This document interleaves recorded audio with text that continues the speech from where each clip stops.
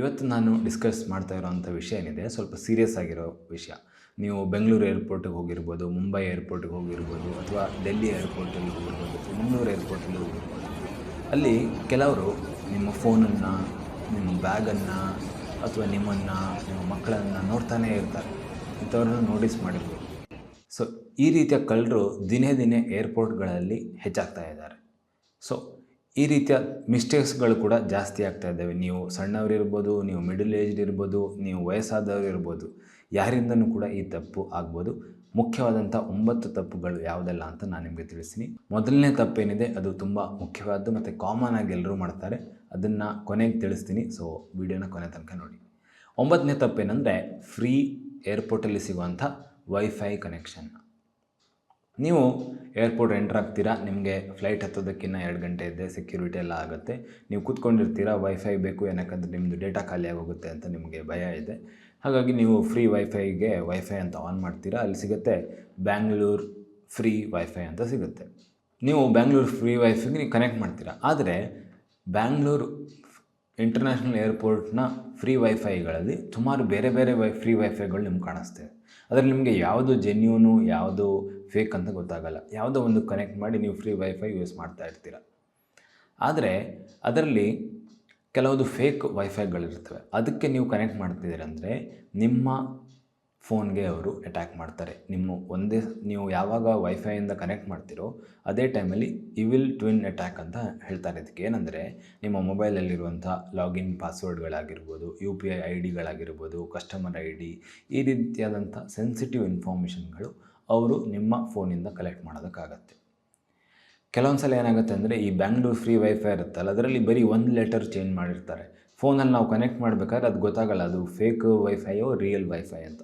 So ಆದಷ್ಟು ನೀವು free ವೈಫೈಯನ್ನು use ಮಾಡೋದನ್ನು ಅವಾಯ್ಡ್ ಮಾಡಿ. ನಿಮಗೆ ಯೂಸ್ ಮಾಡಲೇಬೇಕಂತಂದರೆ ಅಲ್ಲಿ ಇನ್ಫಾರ್ಮೇಷನ್ ಬೂತ್ಗಳಿರ್ತವೆ, ಅವ್ರ ಹತ್ರ ಹೋಗಿ ಕೇಳ್ಬೋದು, ಇಲ್ಲಿ ಫ್ರೀ ವೈಫೈ ಯಾವುದು, ಅದಕ್ಕೆ ಸ್ವಲ್ಪ ಕನೆಕ್ಟ್ ಮಾಡಿಕೊಡ್ತೀರಾ ಅಂತ ಅವ್ರು ತಿಳಿಸ್ತಾರೆ. ಅದಕ್ಕೆ ನೀವು ಕನೆಕ್ಟ್ ಮಾಡ್ಕೊಬೋದು. 8ನೇ ತಪ್ಪು ಏನಂದರೆ ನೀವು ಪಬ್ಲಿಕ್ USB ಚಾರ್ಜ್ ಪೋರ್ಟ್ಗಳನ್ನು ಬಳಸೋದು. ಇದು ತುಂಬ ಸಮಸ್ಯೆಗಾಗ್ತಾ ಇದ್ದಾವೆ. ಇದರಿಂದ ತುಂಬ ತೊಂದರೆಗಳಾಗ್ತಾ ಇದ್ದಾವೆ. ನಿಮ್ಮ ಮೊಬೈಲಿಂದ ಸೆನ್ಸಿಟಿವ್ ಡೇಟಾಗಳು ಟ್ರಾನ್ಸ್ಫರ್ ಆಗ್ತಾ ಇದ್ದಾವೆ, ನಿಮಗೆ ಗೊತ್ತಿಲ್ಲದೆ ಆಗ್ತಾಯಿದೆ. ಯಾವಾಗಲೂ ಮತ್ತೆ ಸ್ಕ್ಯಾಮ್ ಆದಾಗ ಗೊತ್ತಾಗುತ್ತೆ, ನಾನು ಎಲ್ಲೂ ಈ ರೀತಿ ನಾನು ಡೀಟೇಲ್ಸೇ ಕೊಟ್ಟಿಲ್ಲ, ಹೆಂಗೆ ನನ್ನ ಅಕೌಂಟಿಂದ ಹಣ ಕಳೆದೋಯ್ತು, ಹೆಂಗೆ ನನ್ನ ಮೊಬೈಲ್ ಡೇಟಾ ಕಳೆದೋಯ್ತು ಅಂತ ನಾವು ಮತ್ತೆ ಯೋಚನೆ ಮಾಡ್ತೀವಿ.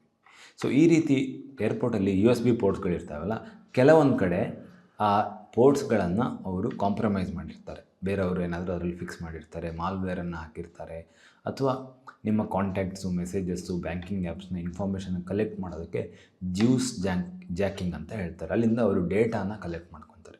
ಮತ್ತು ನಿಮ್ಮ ಅಕೌಂಟ್ಸನ್ನು ಹ್ಯಾಕ್ ಮಾಡೋದು, ಮೊಬೈಲನ್ನ ಹ್ಯಾಕ್ ಮಾಡೋದಕ್ಕೆ ಅವರು ಇದನ್ನು ಬಳಸ್ತಾರೆ. ಸೊ ಇದಕ್ಕೆ ನಾವು ಇದನ್ನು ಅವಾಯ್ಡ್ ಮಾಡೋದು ಹೆಂಗಂದರೆ ನಮ್ಮದೇ ಆದಂಥ ಚಾರ್ಜರ್ಸನ್ನು ತೊಗೊಂಡು ಹೋಗೋದು, ಮತ್ತು ಅಲ್ಲಿ ಎಲೆಕ್ಟ್ರಿಕಲ್ ಸಾಕೆಟ್ ಇರುತ್ತಲ್ಲ ಅಲ್ಲಿ ಈ ಮೊಬೈಲ್ ಚಾರ್ಜರನ್ನು ಹಾಕಿ ನಮ್ಮ ಮೊಬೈಲ್ಗಳನ್ನು ಅಥವಾ ಲ್ಯಾಪ್ಟಾಪ್ಗಳನ್ನು ಚಾರ್ಜ್ ಮಾಡೋದು ಒಳ್ಳೆಯ ಒಂದು ಅಭ್ಯಾಸ. ಇಲ್ಲ ಅಂತಂದರೆ ನೀವು ಪವರ್ ಬ್ಯಾಂಕ್ಸನ್ನು ಇಟ್ಕೊಂಡು ಹೋಗಿದರೆ ಪವರ್ ಬ್ಯಾಂಕಿಂದ ನೀವು ಕೂಡ ನೀವು ನಿಮ್ಮ ಮೊಬೈಲನ್ನು ಚಾರ್ಜ್ ಮಾಡ್ಕೊಬೋದು, ಅಥವಾ ಲ್ಯಾಪ್ಟಾಪನ್ನು ಕೂಡ. ಲ್ಯಾಪ್ಟಾಪನ್ನು ನೀವು ಪವರ್ ಬ್ಯಾಂಕಿಂದ ಚಾರ್ಜ್ ಮಾಡೋಕ್ಕಾಗಲ್ಲ, ನಿಮ್ಮ ಲ್ಯಾಪ್ಟಾಪ್ ಪ್ಲಗ್ಗನ್ನೇ ಹಾಕಿ ಚಾರ್ಜ್ ಮಾಡಬೇಕಾಗತ್ತೆ. ಕೆಲವೊಂದು ಸಲ ಇವಾಗ ಏನಾಗುತ್ತೆ, C ಪಿನ್ನಲ್ಲೇ ಚಾರ್ಜರ್ ಬರುತ್ತಲ್ಲ, ಅದರಲ್ಲೇ ಹಾಕ್ಬಿಡ್ತಾರೆ. ಆ ರೀತಿ ಮಾಡೋದಕ್ಕೆ ಹೋಗಬೇಡಿ. ನೆಕ್ಸ್ಟ್ 7ನೇ ತಪ್ಪೇನೆಂದರೆ ಏರ್ಪೋರ್ಟಲ್ಲಿ ನಿಮಗೂ ಹಲವು ಕಡೆ QR ಕೋಡ್ ಸ್ಕ್ಯಾನರ್ಗಳನ್ನ ಹಾಕಿರ್ತಾರೆ. ವೆಬ್ಸೈಟ್ ಲಾಗಿನ್ ಆಗೋದಕ್ಕೋ, ಇನ್ಫಾರ್ಮೇಷನ್ ತಗೊಳ್ಳೋದಕ್ಕೋ. ಈ ರೀತಿಯ ಜಾಗಗಳು ಏನು ಮಾಡ್ತಾರೆ ಅಂದರೆ ಅಲ್ಲಿ ಯಾರಾದರೂ ಟ್ರಾವೆಲರ್ಸು ಅಥವಾ ಈ ಸ್ಕ್ಯಾಮರ್ಸು ಅವರ QR ಕೋಡನ್ನು ಅಂಟಿಸ್ಬಿಡ್ತಾರೆ. ಸೊ ಆದಷ್ಟು ನೀವು ಸುಮ್ಮನೆ ಅನ್ನೆಸೆಸರಿ QR ಕೋಡನ್ನು ಸ್ಕ್ಯಾನ್ ಮಾಡೋದಕ್ಕೆ ಹೋಗಬೇಡಿ. ಸ್ಕ್ಯಾನ್ ಮಾಡಲೇಬೇಕಂತಂದರೆ ಆ ಸ್ಕ್ಯಾನರ್ ಕೋಡ್ ಇರುತ್ತಲ್ಲ ಅದರ ಸ್ಟಿಕ್ಕರನ್ನು ನೀಟಾಗಿ ಒಬ್ಸರ್ವ್ ಮಾಡಿ. ಅದ್ರ ಮೇಲ್ಗಡೆ ಬೇರೆಯವ್ರು ಏನಾದ್ರು ಹಚ್ಚಿದಾರೋ ಅಥವಾ ಅಲ್ಲಿ ಸೈಡಿಂದ ಹೇಳ್ತಾ ಇದೆಯೋ, ಈ ರೀತಿಯಾದಂಥ ಲಕ್ಷಣಗಳು ಅಲ್ಲಿ ಕಾಣ್ತಾ ಇದೆ ಅಂದರೆ ಅದು ಖಂಡಿತವಾಗ್ಲೂ ಫೇಕ್ ಸ್ಕ್ಯಾನರ್ಗಳು. ಇದು ಏರ್ಪೋರ್ಟ್ ಮಾತ್ರ ಅಲ್ಲ, ಹೊರಗಡೆ ಕೂಡ ನೀವು ಸ್ಕ್ಯಾನ್ ಮಾಡಬೇಕಾದ್ರೆ ಹುಷಾರಾಗಿರಬೇಕಾಗತ್ತೆ. ಸೊ ಪೇಮೆಂಟ್ ಆಪ್ಷನ್ಗೆಲ್ಲ ನೀವು UPI, ಗೂಗಲ್ ಪೇನ ಯೂಸ್ ಮಾಡ್ಬೋದು. ಆದರೆ ಈ ರೀತಿ ವೆಬ್ಸೈಟು ಅಥವಾ ಇನ್ಫಾರ್ಮೇಷನ್ನು, ವೀಸಾ ಇನ್ಫಾರ್ಮೇಷನು ಅಥವಾ ಟ್ರಾವೆಲ್ ಇನ್ಫಾರ್ಮೇಷನ್ ಅದಕ್ಕೆಲ್ಲ ಅಲ್ಲಿ ಸ್ಕ್ಯಾನರ್ಸ್ಗಳು ಹಾಕಿರ್ತವೆ. ಈ ರೀತಿಯ ಜಾಗಗಳಲ್ಲಿ ನೀವು ವೆಬ್ಸೈಟ್ಗಳನ್ನು ಸ್ಕ್ಯಾನ್ ಮಾಡಿ ಓಪನ್ ಮಾಡುವಾಗ ಹುಷಾರಾಗಿರಬೇಕು. ನಿಮ್ಮ ಪರ್ಸ್ನಲ್ ಡೀಟೇಲ್ಸನ್ನು ಈ ರೀತಿ ನೀವು ಯಾರಿಗೂ ಶೇರ್ ಮಾಡೋದಕ್ಕೆ ಹೋಗಬೇಡಿ. ಯಾಕಂದರೆ ಸ್ಕ್ಯಾನ್ ಮಾಡಿ ನೀವು ಓಪನ್ ಮಾಡ್ತೀರಾ, ಯಾವುದೋ ಒಂದು ವೆಬ್ಸೈಟ್ ಓಪನ್ ಆಗುತ್ತೆ, ಅದರಲ್ಲಿ ನಿಮ್ಮ ಮೊಬೈಲ್ ನಂಬರ್ ಹಾಕ್ತೀರಾ, ಇಮೇಲ್ ಅಡ್ರೆಸ್ ಹಾಕ್ತೀರಾ, ಎಲ್ಲ ಹಾಕ್ತೀರಾ. ಆಮೇಲೆ ಗೊತ್ತಾಗುತ್ತೆ ಅದೆಲ್ಲೋ ಬೇರೆ ಫೇಕ್ ವೆಬ್ಸೈಟ್ಗೆ ಹೋಯ್ತು ಅಂತ. ಸೊ ನಿಮ್ಮ ಡೇಟಾವನ್ನು ನೀವೇ ಪ್ರೊಟೆಕ್ಟ್ ಮಾಡಿ. ಹಾಕ್ಕೊಬೇಕು. ತಪ್ಪು ನಂಬರ್ 6, ಚೆಕ್ ಇನ್ ಕೌಂಟರಲ್ಲಿ ನಾವು ಅಪರಿಚಿತರ ಸಹಾಯವನ್ನು ಕೇಳೋದು. ಇವಾಗ ಈ ರೀತಿ ಸ್ಕ್ಯಾಮ್ಗಳು ತುಂಬ ಆಗ್ತಾಯಿದ್ದಾವೆ. ಏನಕ್ಕಂದರೆ ಸೀನಿಯರ್ ಸಿಟಿಸನ್ಸ್ಗಳು ಎಸ್ಪೆಷಲಿ ಹೋಗ್ತಾ ಇದ್ದಾರೆ ಅಂದರೆ ಅವ್ರಿಗೆ ಲಗೇಜನ್ನು ಎತ್ತಕ್ಕಾಗಲ್ಲ, ಅವ್ರಿಗೆ ಲಗೇಜನ್ನು ತೊಗೊಂಡೋಗೋಕ್ಕಾಗಲ್ಲ, ಎಲ್ಲಿ ಹೋಗ್ಬೇಕಂತ ಗೊತ್ತಾಗಲ್ಲ. ಅಲ್ಲಿ ಕೆಲವೊಂದು ಸಲ ಏರ್ಪೋರ್ಟಲ್ಲಿ ನಾನು ನಿಮ್ಗೆ ಹೆಲ್ಪ್ ಮಾಡ್ತೀನಿ ಅಂತೆಲ್ಲ ಬರ್ತಾರೆ. ಆಮೇಲೆ ಕೊನೆಗೆ 200 ರೂಪಾಯಿ ಕೊಡಿ, 500 ರೂಪಾಯಿ ಟಿಪ್ ಕೊಡಿ, ಇಲ್ಲಾಂದರೆ ನಿಮ್ಮ ಬ್ಯಾಗ್ ಕೊಡಲ್ಲ, ಈ ರೀತಿಯಾಗೆಲ್ಲ ಸತಾಯಿಸ್ತಾರೆ. ಸೊ ನೀವು ನಿಮಗೆ ಹೆಲ್ಪ್ ಬೇಕಂತಂದರೆ ಏರ್ಪೋರ್ಟಲ್ಲಿ ಸೀನಿಯರ್ ಸಿಟಿಸನ್ಗಳಿಗೆ ಸಪ್ರೇಟಾಗಿ ನೀವು ಹೆಲ್ಪನ್ನು ಬುಕ್ ಮಾಡ್ಕೊಬೋದು. ಪೋರ್ಟರ್ಸ್ ಅಂತ ಇರ್ತಾರೆ, ಅವರು ನಿಮ್ಮ ಲಗೇಜನ್ನು ತೊಗೊಂಡೋಗೋದಕ್ಕಾಗ್ಬೋದು ಅಥವಾ ನಿಮ್ಮನ್ನು ಗೈಡ್ ಮಾಡೋದಕ್ಕಾಗ್ಬೋದು, ಎಲ್ಲದಕ್ಕೂ ಹೆಲ್ಪ್ ಮಾಡ್ತಾರೆ. ಎಸ್ಪೆಷಲಿ ಸೀನಿಯರ್ ಸಿಟಿಸನ್ಸ್ ಇದ್ದಾರೆ ಅಂತಂದರೆ ಅವ್ರಿಗೆ ಸಪ್ರೇಟ್ ಆಗಿರೋಂಥ ಕೌಂಟರ್ಗಳು ಎಲ್ಲ ಏರ್ಪೋರ್ಟ್ಗಳಿದ್ದಾವೆ. ಎಸ್ಪೆಷಲಿ ದೊಡ್ಡ ದೊಡ್ಡ ಏರ್ಪೋರ್ಟ್, ಬೆಂಗಳೂರಲ್ಲಿ ಸಪ್ರೇಟ್ ಕೌಂಟರ್ ಇದ್ದಾವೆ, ಇವಾಗ ಡೆಲ್ಲಿಲಿ ಸಪ್ರೇಟ್ ಕೌಂಟರ್ಗಳಿದ್ದಾವೆ. ಇದು ನೀವು ವೀಲ್ಚೇರಲ್ಲಿದ್ದೀರಾ ಅಥವಾ ನೀವು ಸೀನಿಯರ್ ಸಿಟಿಸನ್ ಅಂತಂದರೆ ನೀವು ಸಪ್ರೇಟ್ ಆಗಿರೋಂಥ ಕೌಂಟರ್ಗೆ ಹೋಗ್ಬೋದು. ಉಳಿದಿರೋ ನಾರ್ಮಲ್ ಕೌಂಟರ್ಗಳಿಗೆ ಹೋಗುವಂಥ ಅವಶ್ಯಕತೆ ಇಲ್ಲ. ತುಂಬ ಕ್ಯೂ ಇರುತ್ತಲ್ಲ, ಅದರಲ್ಲಿ ಹೋಗುವಂಥ ಅವಶ್ಯಕತೆ ಇಲ್ಲ. ಮತ್ತು ನಿಜವಾದ ಪೋರ್ಟರ್ಸ್ಗಳು ಯಾರು ಅಂತಂದರೆ ಅವ್ರದ್ದು CISF ಅಥವಾ ಏರ್ಲೈನ್ ಅಥರೈಸ್ಡ್ ಆದವರು, ಅವ್ರದ್ದು ಡೆಸಿಗ್ನೇಟೆಡ್ ID ಕಾರ್ಡ್ ಇರ್ತವೆ, ಆ ID ಬ್ಯಾಜನ್ನು ಹಾಕ್ಕೊಂಡಿರ್ತಾರೆ. ಫಸ್ಟ್ ಅದನ್ನು ಚೆಕ್ ಮಾಡ್ಕೊಳ್ಳಿ, ಅವರು ಪೋರ್ಟರ್ ಹೌದಾ ಅಲ್ವಾ ಅಂತ ನೋಡಿ ಮತ್ತೆ ನೀವು ಅವ್ರಿಗೆ ಹಣ ಕೊಡಿ ಅಥವಾ ಎಲ್ಲಿ ಪೇಮೆಂಟ್ ಮಾಡಬೇಕು ಅಲ್ಲಿ ನೀವು ಪೇಮೆಂಟ್ ಮಾಡಿ. ಇಲ್ಲಾಂತಂದರೆ ಬೇರೆಯವರ ಹೆಲ್ಪ್ಗೆ ಖಂಡಿತವಾಗ್ಲೂ ತೊಗೊಳೋದಕ್ಕೆ ಹೋಗಬೇಡಿ. Until unless it is emergency. ಇಲ್ಲಾಂದರೆ ಯಾರ್ದು ಹೆಲ್ಪ್ ಕೇಳೋದಕ್ಕೆ ಹೋಗಬೇಡಿ. ಮತ್ತು ಹೆಲ್ಪ್ ಕೊಡ್ತೀನಿ ಅಂತ ಹೇಳಿದ್ರು ನೀವು ಪ್ಲೀಸ್ ಥ್ಯಾಂಕ್ ಯು ಅಂತ ಹೇಳಬೇಕು. ಮಿಸ್ಟೇಕ್ ನಂಬರ್ 5 ಏನಂದರೆ ಏರ್ಪೋರ್ಟಲ್ಲಿ ಕರೆನ್ಸಿ ಎಕ್ಸ್ಚೇಂಜನ್ನು ಮಾಡೋದು. ಎಸ್ಪೆಷಲಿ ನಾವು ಇಂಟರ್ನ್ಯಾಷನಲ್ ಟೂರಲ್ಲಿದ್ದಾಗ ಇದು ಮುಖ್ಯವಾದಂಥ ಪಾಯಿಂಟ್. ಏನಂತಂದರೆ ನಾವು ಲ್ಯಾಂಡ್ ಆಗ್ತಾ ಇದ್ದಂಗೆ ನಾವು ಕರೆನ್ಸಿ ಎಕ್ಸ್ಚೇಂಜ್ ಬೂತ್ಸ್ಗಳನ್ನು ನೋಡ್ತೀವಿ. ಅಲ್ಲಿ ಹಾಕಿರ್ತಾರೆ ದೊಡ್ಡ ದೊಡ್ಡ ಅಕ್ಷರದಲ್ಲಿ 0% ಕಮಿಷನ್ ಅಂತ. ಆದರೆ ಇವ್ರದ್ದು ಗಿಮಿಕ್ ಏನಂದರೆ ನೀವು $1 $85 ರೂಪಾಯಿ ಅಂತ ಇಟ್ಕೊಳ್ಳಿ, ಅದು ನಿಮಗೆ ಅವರಲ್ಲಿ $72 $74 ಮಾತ್ರ ಕೊಡ್ತಾರೆ. ಸೊ ನೀವು $40,000 ರೂಪಾಯಿ ಎಕ್ಸ್ಚೇಂಜ್ ಮಾಡ್ತೀರಾ ಅಂದರೆ ಒಂದು $5,000 ರೂಪಾಯಿ ನೀವು ಕಳ್ಕೊತೀರ. ಸೊ ಬೆಸ್ಟ್ ಆಪ್ಷನ್ ಏನಂದರೆ ನೀವು ಇಂಡಿಯಾದಿಂದ ಹೋಗ್ತಾ ಇರ್ಬೇಕಾದ್ರೆ ಸ್ವಲ್ಪ ಕ್ಯಾಶ್ನ ನೀವು ಕನ್ವರ್ಟ್ ಮಾಡ್ಕೊಂಡು ಇಟ್ಕೊಳ್ಳಿ, ಮತ್ತು ಸ್ವಲ್ಪ ಕ್ಯಾಶ್ ಇಟ್ಕೊಳ್ಳಿ, ಕರೆನ್ಸಿನ ನೀವು ಮತ್ತೆ ಆ ದೇಶದಲ್ಲಿ ಎಕ್ಸ್ಚೇಂಜ್ ಮಾಡಿಸ್ಕೊಬೋದು. ಬೇರೆ ಬೇರೆ ಕಡೆ ನಿಮಗೆ ಬ್ಯಾಂಕ್ನ ಎಕ್ಸ್ಚೇಂಜ್ ಬೂತ್ಗಳಿರ್ತವೆ, ಬ್ಯಾಂಕಲ್ಲಿ ಹೋಗಿ ನೀವು ಕೂಡ ಎಕ್ಸ್ಚೇಂಜ್ ಮಾಡ್ಬೋದು. ATM ಅಲ್ಲಿ ನೀವು ಹಣವನ್ನು ವಿಡ್ರಾ ಮಾಡೋದಕ್ಕೆ ಹೋಗಬೇಡಿ, ತುಂಬ ಚಾರ್ಜಸ್ಸು ಆ್ಯಡ್ ಆಗುತ್ತೆ ನೀವು ಕನ್ವರ್ಷನ್ ಮಾಡಿ ವಿಡ್ರಾ ಮಾಡಬೇಕಾದ್ರೆ. ಸೊ ಇದನ್ನು ನೀವು ಗಮನದಲ್ಲಿಟ್ಕೊಳ್ಳಿ. ಮಿಸ್ಟೇಕ್ ನಂಬರ್ 4, ತಪ್ಪು ನಂಬರ್ 4 ಏನಂದರೆ ನೀವು ಅರೈವಲ್ಸ್ನಲ್ಲಿ ರೀಚ್ ಆಗ್ತಾ ಇದ್ದಂಗೆ ನಿಮ್ಮ ಹೆಸರನ್ನ ಯಾರೋ ಕರೀತಾರೆ. ನೀವು ತಕ್ಷಣ ಓಡ್ಬಿಡ್ತೀರ. ಅವ್ರು ಯಾರೋ ನಿಮಗೆ ಪರಿಚಯದವರು, ನೀವು ಬುಕ್ ಮಾಡಿರೋ ಕ್ಯಾಬ್ನ ಡ್ರೈವರೋ ಅಥವಾ ಸುಮ್ಮನೆ ಯಾರೋ ಸ್ಕ್ಯಾಮ್ ಮಾಡ್ತಾಯಿದ್ದಾರೆ ಅಂತ ನೀವು ನೋಡೋಲ್ಲ. ಸದ್ಯದಲ್ಲೇ ಬೆಂಗಳೂರಲ್ಲಿ ಏರ್ಪೋರ್ಟ್ ಟ್ಯಾಕ್ಸಿ ಅಂತ ಬರ್ತಾವಲ್ಲ, ಅದರಲ್ಲಿ ಅವರು ನಾರ್ಮಲ್ ರೇಟು ಹಾಗೆ ಹಿಂಗೆ ಕಮ್ಮಿ ರೇಟು ಅಂತೆಲ್ಲ ಹೇಳಿ ಜನರನ್ನ ಹತ್ತಿಸ್ಕೊಂಡು ಹೋಗ್ತಾ ಇದ್ದಾರೆ. ಮತ್ತು ಅಲ್ಲಿ ಡೆಸ್ಟಿನೇಷನ್ ರೀಚ್ ಆದಾಗ $2,000 $3,000 ರೂಪಾಯಿ ಕೇಳ್ತಾರೆ. ಓಲಾ ಊಬರ್ ಬುಕ್ ಮಾಡಿ ನೀವು ವೆಯ್ಟ್ ಮಾಡೋದಕ್ಕೆ ಸ್ವಲ್ಪ ಟೈಮ್ ತಗೊಳುತ್ತೆ. ನೀವು ಸುಸ್ತಾಗಿರ್ತೀರ, ನಿಮ್ಗೆ ವೆಯ್ಟ್ ಮಾಡೋದಕ್ಕೆ ಪೇಷನ್ಸ್ ಇಲ್ಲ, ಬೇಗ ಮನೆಗೆ ಹೋಗಿ ಮಲ್ಕೊಳ್ಳೋಣ ಅಂತ ಇರುತ್ತೆ. ಆ ಸಮಯದಲ್ಲಿ ಇಂಥವರೆಲ್ಲ ಸಿಕ್ಬಿಟ್ರೆ ಕೆಲವೊಮ್ಮೆ ನಿದ್ದೆ ಕಣ್ಣಲ್ಲಿರ್ತೀವಿ ಅಥವಾ ತುಂಬ ಎಚ್ಚರ ಆಗಿರಲ್ಲ, ಸುಸ್ತಾಗಿರ್ತಲ್ಲ, ಆವಾಗ ನೀವು ಹೋಗಿಬಿಡ್ತೀರ ಅವ್ರ ಜೊತೆ. ಆಮೇಲೆ ಸ್ಕ್ಯಾಮ್ ಆಯಿತು ಅಂತ ಗೊತ್ತಾಗುತ್ತೆ. ಸೊ ನೀವು ಓಲಾ ಊಬರು ರ್ಯಾಪಿಡೋ ಬುಕ್ ಮಾಡಿದ್ದೀರ ಅಂತಂದರೆ ಫಸ್ಟು ನಿಮ್ಮ ಡ್ರೈವರ್ ಹೆಸರನ್ನ ಚೆಕ್ ಮಾಡ್ಕೊಳ್ಳಿ, ಗಾಡಿ ನಂಬರ್ನ ಚೆಕ್ ಮಾಡ್ಕೊಳ್ಳಿ, ಅದೇ ಗಾಡಿ ಬಂದಿದೆಯೋ ಬೇರೆ ಗಾಡಿ ಬಂದಿದೆಯೋ ಚೆಕ್ ಮಾಡಿಕೊಂಡು ಮತ್ತೆ ಆ ಡ್ರೈವರ್ ಜೊತೆನೂ ಆ ಕ್ಯಾಬಲ್ಲೂ ನೀವು ಹೋಗ್ಬೋದು. ಸೊ ಈ ರೀತಿಯ ಸ್ಕ್ಯಾಮಲ್ಲಿಗೆ ಒಳಗಾಗಬೇಡಿ, ನೀವು ಹುಷಾರಾಗಿರಿ. ತಪ್ಪು ನಂಬರ್ 3, ಮಿಸ್ಟೇಕ್ ನಂಬರ್ 3 ಏನಂದರೆ ನೀವು ಚೆಕ್ ಇನ್ ಬ್ಯಾಗೇಜಲ್ಲಿ ನೀವು ನಿಮ್ಮ ಬೆಲೆ ಬಾಳುವಂಥ ವಸ್ತುಗಳನ್ನು ಇಡ್ತೀರ. ಇದರಿಂದ ನೀವು ಕಳ್ಳರಿಗೆ ಒಂದು ಈಸಿಯಾದಂಥ ಉಪಾಯವನ್ನು ಮಾಡಿಕೊಡ್ತಾ ಇದ್ದೀರ. ಏನಕ್ಕಂದರೆ ಎಸ್ಪೆಷಲಿ ಗ್ರೌಂಡ್ ಸ್ಟಾಫಲ್ಲಿ ಇರ್ತಾರಲ್ಲ, ಅವರು ಪ್ರತಿನಿತ್ಯ ಎಷ್ಟೊಂದು ಬ್ಯಾಗ್ಗಳನ್ನು ಅವರು ಲೋಡ್ ಮಾಡೋದು ಅನ್ಲೋಡ್ ಮಾಡೋದೆಲ್ಲ ಮಾಡ್ತಾ ಇರ್ತಾರೆ. ನೀವು ಬೆಲೆ ಬಾಳುವಂಥ ವಸ್ತುವನ್ನು ಅಲ್ಲಿ ಹಾಕಿದ್ದೀರ ಅಂತಂದರೆ ಅವ್ರಿಗೆ ಇದನ್ನು ಕದಿಯೋದಕ್ಕೆ ಒಂದು ಸುಲಭವಾದಂಥ ಮತ್ತು ಈಸಿಯಾಗಿ ಅವರಿಗೆ ದೊಡ್ಡ ದೊಡ್ಡ ಮೊತ್ತವಾದಂಥ ಜ್ಯುವೆಲ್ರಿಗಳನ್ನು ಆಗಿರ್ಬೋದು ಅಥವಾ ಹಣ ಆಗಿರ್ಬೋದು ಅದನ್ನು ನೀವು ಫ್ರೀಯಾಗಿ ಕೊಡ್ತಾ ಇದ್ದೀರ.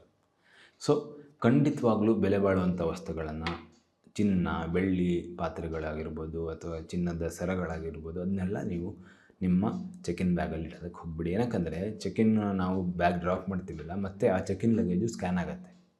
ಸೊ ಎಲ್ಲ ಕಡೆ ಈ ರೀತಿ ತೊಂದರೆ ಆಗೋಲ್ಲ. ಕೆಲವು ಕಡೆ ಅವ್ರಿಗೆಲ್ಲ ಸ್ಕ್ಯಾನ್ ಮಾಡಬೇಕಾದ್ರೆ ಗೊತ್ತಾಯಿತು ಅಂತಂದರೆ ಅವರು ಒಳ್ಳೆ ಫ್ರೆಂಡ್ಸ್ ಆಗಿದ್ದರೆ ನೀವು ಈಸಿಯಾಗಿ ಅವ್ರಿಗೆ ಕಳ್ತನ ಮಾಡೋದಕ್ಕೆ ಸಹಾಯ ಮಾಡ್ದಂಗೆ ಆಗುತ್ತೆ. ಮತ್ತು ನೀವು ಅದನ್ನು ಟ್ರೇಸ್ ಮಾಡೋದಕ್ಕಾಗಲ್ಲ ಎಲ್ಲಿ ಕಳ್ತನ ಆಯಿತು ಅಂತ. ಸೊ ಖಂಡಿತವಾಗ್ಲೂ ನಿಮ್ಮ ಬೆಲೆ ಬಾಳುವಂಥ ವಸ್ತುಗಳನ್ನು ಚೆಕ್-ಇನ್ ಬ್ಯಾಗಲ್ಲಿ ಹಾಕಬೇಡಿ. ಎಲ್ಲವನ್ನು ನಿಮ್ಮ ಎಲೆಕ್ಟ್ರಾನಿಕ್ ಐಟಮ್ಸು, ಜ್ಯುವೆಲ್ರಿ, ಕ್ಯಾಶು ಎಲ್ಲ ಕ್ಯಾರಿ ಆನಲ್ಲೇ ಇಟ್ಕೊಳ್ಳಿ. ತಪ್ಪು ನಂಬರ್ 2, ಎರಡನೇ ಮಿಸ್ಟೇಕ್ ಏನಂದರೆ, ನೀವು ಏರ್ಪೋರ್ಟಲ್ಲಿ ವಾಶ್ರೂಮ್ ಯೂಸ್ ಮಾಡ್ತೀರ. ಆವಾಗ ಏನು ಮಾಡ್ತೀರಾ, ಬಾತ್ರೂಮ್ ಹೊರಗಡೆ ನಿಮ್ಮ ಬ್ಯಾಗನ್ನು ಇಟ್ಟು ಹೋಗ್ತೀರ. ಖಂಡಿತವಾಗ್ಲೂ ಈಗ ಮಾಡಬೇಡಿ. ನಿಮಗೆ ಲಗೇಜು ತುಂಬ ದೊಡ್ಡದಿದೆ, ಬಾತ್ರೂಮಲ್ಲಿ ತೊಗೊಳೋಕ್ಕಾಗಲ್ಲ ಅಂತಂದರೆ ನಿಮಗೆ ಅಲ್ಲಿ ಫ್ಯಾಮಿಲಿ ವಾಶ್ರೂಮ್ಸ್ಗಳಿರ್ತವೆ. ಆ ಫ್ಯಾಮಿಲಿ ವಾಶ್ರೂಮ್ ಅಂದರೆ ಅದು ಸ್ವಲ್ಪ ದೊಡ್ಡದಾಗಿರುತ್ತೆ. ಇವಾಗ ಫಿಸಿಕಲಿ ಡಿಸೇಬಲ್ಡ್ ಅವ್ರಿಗೆಲ್ಲ ಇರುತ್ತಲ್ಲ, ಆ ವಾಶ್ರೂಮನ್ನು ಯೂಸ್ ಮಾಡ್ಬೋದು ನಿಮ್ಮ ಸೇಫ್ಟಿಗೋಸ್ಕರ. ಇಲ್ಲ ನೀವು ವಾಶ್ರೂಮಲ್ಲಿ ನಿಮ್ಮ ಕ್ಯಾರಿ ಆನ್ ಬ್ಯಾಗನ್ನು ತೊಗೊಳೋಕ್ಕಾಗತ್ತಂದರೆ ಕ್ಯಾರಿ ಆನ್ ಬ್ಯಾಗನ್ನು ನಿಮ್ಮ ಜೊತೆನೇ ಇಟ್ಕೊಳ್ಳಿ. ಯಾಕಂದರೆ ಇವಾಗ ಕಳ್ಳರು ಎಲ್ಲಿ ಯಾವ ರೂಪದಲ್ಲಿ ಬರ್ತಾರಂತ ಗೊತ್ತಾಗಲ್ಲ. ಚೆನ್ನಾಗಿ ಡ್ರೆಸ್ ಮಾಡ್ಕೊಂಡಿರೋರೇ ದೊಡ್ಡ ದೊಡ್ಡ ಕಳ್ಳರು ಇರ್ತಾರೆ ಅಂತನೂ ಇರ್ಬೋದು. ಸೊ ಯಾರನ್ನು ಇವಾಗ ಏರ್ಪೋರ್ಟಲ್ಲಿ ಈಸಿಯಾಗಿ ಟ್ರಸ್ಟ್ ಮಾಡೋದಕ್ಕೆ ಹೋಗಬೇಡಿ. ನಿಮ್ಮ ಫ್ರೆಂಡ್ಸು ಪರಿಚಯದವರೇ ಆಗಿದ್ದರೆ ಪರವಾಗಿಲ್ಲ. ಪರಿಚಯ ಇಲ್ಲದವ್ರ ಜೊತೆ ಲಗೇಜನ್ನು ಇಟ್ಟು ಹೋಗೋದು ಖಂಡಿತವಾಗ್ಲೂ ಮಾಡಬೇಡಿ. ಸೊ ಎಸ್ಪೆಷಲಿ ಸೀನಿಯರ್ ಸಿಟಿಸನ್ಸು, ಸಣ್ಣ ಮಕ್ಕಳು, ಅವ್ರಿಗೆಲ್ಲ ಈ ಪಾಯಿಂಟು ತುಂಬ ಕೇರ್ಫುಲ್ಲಾಗಿರಬೇಕಾಗತ್ತೆ. ಸೊ ನಿಮ್ಮ ಲಗೇಜನ್ನು ನೀವೇ ನೋಡ್ಕೊಳ್ಳಿ, ಬೇರೆ ಯಾರಿಗೂ ಕೊಡೋದಕ್ಕೆ ಹೋಗಬೇಡಿ. ಮೊದಲನೇ ತಪ್ಪು ಏನಂದರೆ, ನೀವು ನಿಮ್ಮ ಸೆಕ್ಯೂರಿಟಿ ಲೈನಲ್ಲಿದ್ದಾಗ ಟ್ರೇಯಲ್ಲಿ ಎಲೆಕ್ಟ್ರಾನಿಕ್ ಐಟಮ್ಸನ್ನು ಹಾಕ್ತೀರಿ, ನಿಮ್ಮ ಲಗೇಜನ್ನು ಹಾಕ್ತೀರಿ, ಎಲ್ಲ ಹಾಕಿ ಇಟ್ಬಿಟ್ಟು ಆರಾಮಾಗಿ ನೀವು ಸೆಕ್ಯೂರಿಟಿಗೆ ನಿಂತ್ಕೊಳ್ತೀರ. ಬಾಡಿ ಸ್ಕ್ಯಾನ್ ಮಾಡ್ತಾರಲ್ಲ, ಅದಕ್ಕೆ ನಿಂತ್ಕೊಳ್ತೀರ. ಆವಾಗ ನೀವು ನಿಮ್ಮದೇ ಲೋಕದಲ್ಲಿರಬೇಡಿ. ನಿಮ್ಮ ಟ್ರೇ ಎಲ್ಲಿದೆ, ಯಾವ ಕಡೆ ಹೋಗ್ತಾ ಇದೆ, ಎಷ್ಟು ಮೂವ್ಮೆಂಟ್ ಆಗ್ತಾಯಿದೆ, ಯಾರು ಅದರ ಪಕ್ಕದಲ್ಲಿದ್ದಾರೆ, ಅದನ್ನೆಲ್ಲ ನೋಡ್ತಾ ಇರಿ. ನಾವು ಸ್ವಲ್ಪ ನಮ್ಮ ಎಲೆಕ್ಟ್ರಾನಿಕ್ ಐಟಮ್ಸ್ಗಳ ಬಗ್ಗೆ, ಬೆಲೆ ಬಾಳುವಂಥ ವಸ್ತುಗಳ ಬಗ್ಗೆ ನಾವು ಸ್ವಲ್ಪ ಕಾಳಜಿ ವಹಿಸಬೇಕಾಗತ್ತೆ. ನಾರ್ಮಲಿ ಸೆಕ್ಯೂರಿಟಿಯಲ್ಲಿ ಕ್ಯಾಮ್ರಾ ಇರುತ್ತೆ, ಪೊಲೀಸ್ ಅವ್ರು ಇರ್ತಾರೆ, CISF ಅವ್ರು ಇರ್ತಾರೆ, ಅವರೆಲ್ಲ ಇರ್ತಾರೆ. ಆದರೂ ಕೂಡ ಈ ಎಕ್ಸ್ಪೀರಿಯನ್ಸ್ಡ್ ಕಳ್ಳರು ಇಲ್ಲಿ ಕೂಡ ಕಳ್ಳತನ ಮಾಡೋದಕ್ಕೆ ಪ್ರಯತ್ನ ಮಾಡ್ತಾರೆ. ಕೆಲವು ಕಡೆ ಇವಾಗ ಸಿಕ್ಕಿಬಿದ್ದಿದ್ದಾರೆ. ಸೊ ನೀವು ನಿಮ್ಮ ಮೊಬೈಲ್ ಬಗ್ಗೆ, ನಿಮ್ಮ ಕ್ಯಾಮ್ರಾಸ್ಗಳ ಬಗ್ಗೆ, ನಿಮ್ಮ ಲ್ಯಾಪ್ಟಾಪ್ಗಳ ಬಗ್ಗೆ, ನಿಮ್ಮ ಬೆಲೆ ಬಾಳುವಂಥ ವಸ್ತುಗಳ ಬಗ್ಗೆ, ಕ್ಯಾರಿ ಆನ್ ಬ್ಯಾಗ್ ಇರ್ಬೋದು, ಇದ್ರ ಬಗ್ಗೆ ನೀವೇ ನಿಮ್ಮ ಕಾಳಜಿಯನ್ನು ವಹಿಸಬೇಕಾಗತ್ತೆ. ಸೊ ನಿಮ್ಮದು ಟ್ರೇ ಇನ್ನೂ ಹಿಂದಿದೆ, ನೀವು ಮೊದಲೇ ಸೆಕ್ಯೂರಿಟಿ ಮಾಡಿದ್ರೆ ನಿಮ್ಮದು ಟ್ರೇ ತುಂಬ ಹಿಂದ್ಗಡೆ ಉಳಿಯುತ್ತೆ. ಅಲ್ಲಿ ಉಳಿದವ್ರಿಗೆ ನೀವು ಈಸಿಯಾಗಿ ನಿಮ್ಮ ಟ್ರೇಯನ್ನು ಆ್ಯಕ್ಸೆಸನ್ನು ಕೊಟ್ಟಂಗೆ ಆಗುತ್ತೆ. ಸೊ ನಿಮ್ಮ ಟ್ರೇ ಸ್ಕ್ಯಾನಿಗೆ ಹೋಗೋದಕ್ಕೆ ಸ್ವಲ್ಪ ಮುಂದೆ ಇರಬೇಕಾದ್ರೆ ನೀವು ನಿಮ್ಮ ಬಾಡಿ ಸ್ಕ್ಯಾನಿಗೆ ನಿಂತ್ಕೊಳ್ಳಿ. ಸ್ಕ್ಯಾನ್ ಮಾಡ್ಕೊಂಡು ಮುಂದೆ ಹೋದಾಗ ಅದು ಪೊಲೀಸ್ ಹತ್ರನೇ ಇರುತ್ತೆ. ಸೊ ಅಲ್ಲಿ ಯಾರು ಕೈ ಹಾಕೋದಕ್ಕಾಗಲ್ಲ. ಸೊ ಈ ರೀತಿಯಾಗಿ ನೀವು ಸೆಕ್ಯೂರಿಟಿನ ಎಂಟ್ರ್ ಆಗೋದಕ್ಕೆ ಪ್ಲ್ಯಾನ್ ಮಾಡ್ಕೊಂಡು ಈ ರೀತಿಯಾಗಿ ನೀವು ಎಂಟ್ರ್ ಆದರೆ ನಿಮಗೆ ನಿಮ್ಮ ಬೆಲೆ ಬಾಳುವಂಥ ವಸ್ತುಗಳಾಗಿರ್ಬೋದು, ನಿಮ್ಮ ಪರ್ಸ್ನಲ್ ಐಟಮ್ಸ್ಗಳಾಗಿರ್ಬೋದು ತುಂಬ ಸೇಫಾಗಿ ಇರುತ್ತೆ. ಯಾಕಂದರೆ ಭಾರತದಲ್ಲಿ CISF ನಿಯಮದ ಪ್ರಕಾರ ನಮ್ಮ ಲ್ಯಾಪ್ಟಾಪ್ ಆಗಿರ್ಬೋದು, ಎಲೆಕ್ಟ್ರಾನಿಕ್ ಐಟಮ್ಸ್ಗಳು, ಚಾರ್ಜರ್ಸು, ಮೊಬೈಲ್ ಫೋನ್ಸ್ ಎಲ್ಲ ತೆಗೆದು ಟ್ರೇಯಲ್ಲಿ ಇಡಬೇಕು. ಹಾಗಾಗಿ ನಾವು ತುಂಬ ಜಾಸ್ತಿ ಕೇರ್ಫುಲ್ ಆಗಿರಬೇಕಾಗುತ್ತೆ. ಬೇರೆ ಬೇರೆ ದೇಶದಲ್ಲಿ ಬೇರೆ ಬೇರೆ ರೂಲ್ಸ್ ಇದ್ದಾವೆ. ಕೆಲವು ದೇಶದಲ್ಲಿ ನೀವು ಯಾವುದೇ ಎಲೆಕ್ಟ್ರಾನಿಕ್ ಐಟಮ್ ತೆಗೆಯುವಂಥ ಅವಶ್ಯಕತೆ ಇಲ್ಲ. ಕೆಲವೊಂದು ಸಲ ಅವ್ರು ಕೇಳಿದ್ರೆ ಮಾತ್ರ ನೀವು ಕ್ಯಾರಿ ಆನ್ ಬ್ಯಾಗಿಂದ ತೆಗೆದು ತೋರಿಸಿದ್ರೆ ಆಯಿತು ಅಷ್ಟೇ. ಸೊ ಇಂಡಿಯಾದಲ್ಲಿ ಇವಾಗ ನಾವು ಎಲೆಕ್ಟ್ರಾನಿಕ್ ಐಟಮ್ಸನ್ನ ಓಪನ್ ಮಾಡಿ ತೋರಿಸ್ಬೇಕಾಗತ್ತೆ. ಅದಾದಮೇಲೆ ನಮಗೆ ಮುಂದೆ ಹೋಗೋದಕ್ಕೆ ಬಿಡೋದು. ನೀವು ಬ್ಯಾಗಲ್ಲೇ ಚಾರ್ಜರು, ಮೊಬೈಲ್ನ ಇಟ್ಟಿದ್ರೆ ಮತ್ತೆ ತೆಗೆಸ್ತಾರೆ. ಸೊ ಭಾರತದ ಏರ್ಪೋರ್ಟ್ ಸೆಕ್ಯೂರಿಟಿ ಚೆಕ್ ಪಾಯಿಂಟ್ಸ್ನಲ್ಲಿ ಪ್ರತಿ ತಿಂಗಳು ಸಾವಿರಾರು ವಸ್ತುಗಳು ಕಳ್ಳತನ ಆಗ್ತಾಯಿದ್ದಾವೆ. ಸೊ ಲ್ಯಾಪ್ಟಾಪ್ಸ್ ಆಗಿರ್ಬೋದು, ಫೋನ್ ಆಗಿರ್ಬೋದು, ಸ್ಮಾರ್ಟ್ ವಾಚಸ್ ಆಗಿರ್ಬೋದು. ಸೊ ನಿಮ್ಮ ವಸ್ತುಗಳು ಕಳ್ಳತನ ಆಗಬಾರ್ದು, ನಿಮ್ಮ ಸ್ನೇಹಿತರದ್ದಾಗಬಾರ್ದು ಅಂದರೆ ಈ ವಿಡಿಯೋನ ಖಂಡಿತವಾಗ್ಲೂ ನೋಡಿದ್ದೀರಾ ಅಂತಂದರೆ ಇದನ್ನು ಮುಂದೆ ಶೇರ್ ಮಾಡಿ. ಅವರ ಬೆಲೆ ಬಾಳುವ ವಸ್ತುಗಳು ಕೂಡ ಸೇಫಾಗಿರಲಿ ಮತ್ತು ಅವರ ಜರ್ನಿ ಸುಖಕರವಾಗಿರಲಿ, ಸುಲಭವಾಗಿರಲಿ, ಅದಕ್ಕೆ ಈ ವಿಡಿಯೋನ ಮಾಡಿದ್ದೀನಿ.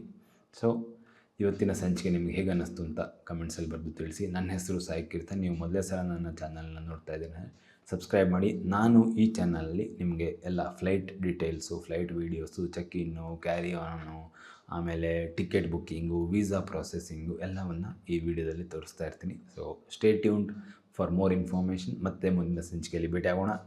ನಮಸ್ಕಾರ, ಧನ್ಯವಾದಗಳು, ಶುಭವಾಗಲಿ.